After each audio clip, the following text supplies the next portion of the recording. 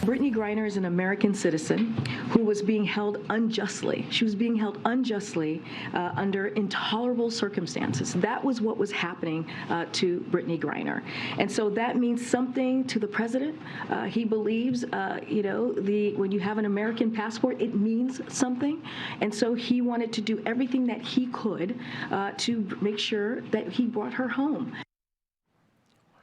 Every single thing Karine Jean-Pierre said today is true, and that's a rarity with her. But it's also true of Paul Whelan, the U.S. Marine who's been detained in Russia for 4 years for crimes he didn't commit. That sounds like unjustly. Make no mistake, it's great that Brittney Griner's home, okay? Every American who's unjustly charged out of our country should be brought home. But is this administration really doing what it takes to bring everyone home? Let's hear from Karine Jean-Pierre again on how negotiations really went down. We knew about a week or two ago that there was going to be a deal for Brittney Griner, and that was what the Russians had presented to us. And they wanted the deal, right? To secure her return was Mr. Boot for Brittney Griner, and so that was the deal that was presented to us, and that's how we moved forward because we wanted to make sure we brought one American home. It was either no American or one American. Shocking. The sister of Paul Whelan, Elizabeth, is with me now to discuss the latest in the efforts to bring Paul home. Elizabeth Whelan, thank you so much for joining us. Thank you very much for having me on. So I want to talk about your brother, brave man, put his life on the line for our country. Do you think he's being held unjustly? Oh, yeah, he's definitely wrongfully detained. 4 years ago, the FSB, which is the modern version of the KGB, set him up and gave him a USB drive and then arrested him 5 minutes later, saying it had state secrets on it. And he was then held for almost 2 years at Lefortovo prison, which is a really notorious prison in Moscow, given a sham trial, and then after that, a 16-year sentence. And this has all been, theater on the part of the Russians to put as high a price on him as they could. Of course. I want to take you through some of the things. I'm just trying to figure out how the family, and our prayers are with you. But thank you. You say you believe he's held unjustly. Is he being held in poor conditions, like the press secretary said Brittney Griner was? Is he being held in poor conditions? Oh, absolutely. In fact, they were at prison camps only miles away from each other in an area of Russia called Mordovia. This is part of the Stalin-era Gulag system, a very dilapidated kind of Dickensian situation. It's definitely, those are rotten conditions. So we met two of the Brittney Griners already, unjustly held, very, very poor conditions. I would imagine your brother had a passport? Yes, he definitely did. So he had a U.S. passport, and he's an American.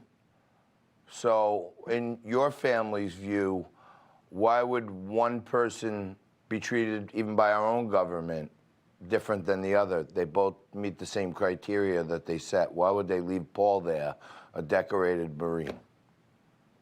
Well, unfortunately, it's really Russia's fault. I mean, overall, from the time that Paul was arrested, Russia put him in a different category. And even though both the Trump administration and the Biden administration, tried to get Paul back, and in fact, after Trevor Reed and Brittney Griner both were arrested, tried to sort of bundle them up together, the Russians insisted on dividing them up and trying to have a different deal for Paul and ask for something different. And my feeling is that they purposefully separated out Brittney Griner and the deal for her because they knew how much trouble it would cause. It's what they delight in. Do you think any of her stereotypes weighed into it? Like Vladimir Putin is so dastardly that he says, "Well, this is a minority woman." and she's in the LGBTQ community, so that's even more appealing to Joe Biden's base. Let's get someone like her, because maybe we can get Victor Boot for it. So you think that's one of the reasons, or could possibly a countervailing factor in why she was sent home and your brother still languishes in jail? Well, it's really hard to know why they choose to arrest the Americans that they do. I don't know if it was sort of a situation of opportunity with Brittney, and the same with Trevor. Paul's was a definite setup on purpose. But I think that for whatever reason, the Russians are refusing to negotiate in good faith about my brother. They're refusing to, the Biden administration, and I believe the Trump administration probably also tried to extend some sort of negotiating to see what could be done, what was available. And the Russians, for whatever reason, are not taking up the discussion about Paul. It's very, very frustrating for our family. So apparently they're saying Russia's named a price for your brother. Reportedly, the Kremlin wanted Colonel Vadim Krasikov, who was serving a life sentence for murder in Germany. And the Germans said no, or we gave up a lot to even get Brittney home. What do you think of these requests, and should they be agreed to? Should it be all costs to get your brother back? Wow, that's such a tough question to ask the sister. Russia's changed, its mind about what they've wanted for Paul a number of times over the years, and it's been really difficult for us because each decision is hard, and they keep asking for crazier and crazier stuff. And I think this last ask for this assassin was just simply because we couldn't do it. It wasn't within our power to do.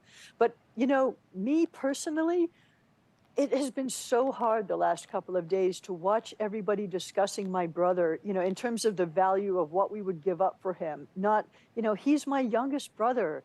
I think he is worth anything, and he's certainly worth more than any Russian criminal, as far as I'm concerned. Well, I wasn't asking you that question to get some breaking news out of you. I wanted you to appeal to anyone in this organization, administration, that can help, and realize that this man has a family and they love him and care about him very much. So you made a wonderful plea, and God bless you. Thank you so much. I really appreciate your support and interest in Paul, and let's just hope we can keep pushing and get him home. Elizabeth, thank you so much. Thank you.